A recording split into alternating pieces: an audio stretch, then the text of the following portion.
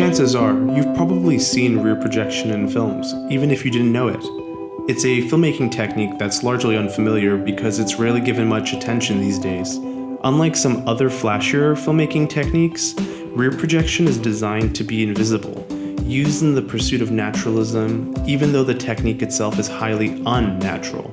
The process combines sets and actors in the foreground with background action that was filmed separately at a different time and location. The foreground action is filmed in front of a screen, and the previously recorded background imagery is projected in reverse onto that screen. The whole thing is then shot together to produce the final image. This creates the illusion that characters are in a place they are not in.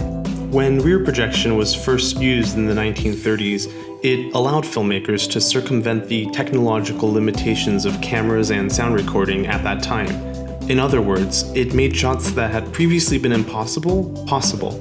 The long-standing question of how do you show someone driving and talking in a car had finally been answered.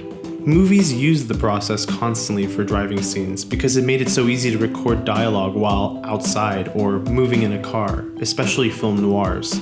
By the 40s and 50s, rear screen projection had proved to be so effective and efficient that it became standard practice in the Hollywood studio machine. Alfred Hitchcock used rear projection to expand the world in his films and visualize elaborate sets or grand locations that would have been impossible without the technique. Today, the technique is seen as old-fashioned and anachronistic because it's no longer technically necessary or even that convenient. While it was once a convincing imitation of reality, rear projection is no longer considered the best technique for achieving naturalism. Viewers have gotten better at spotting anything artificial, so the effect now appears visually jarring because the foreground and background tend to look starkly separate, creating spatial discontinuity. When it's used in films today, it's largely an artistic decision made by the director wishing to achieve a postmodern effect rather than just to cut costs. Directors like Quentin Tarantino and Lars von Trier use the effect in a highly self-conscious way.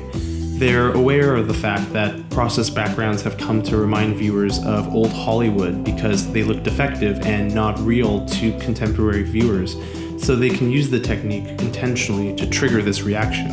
In this way, rear projection has transformed from a practical necessity into simply another expressive tool for directors.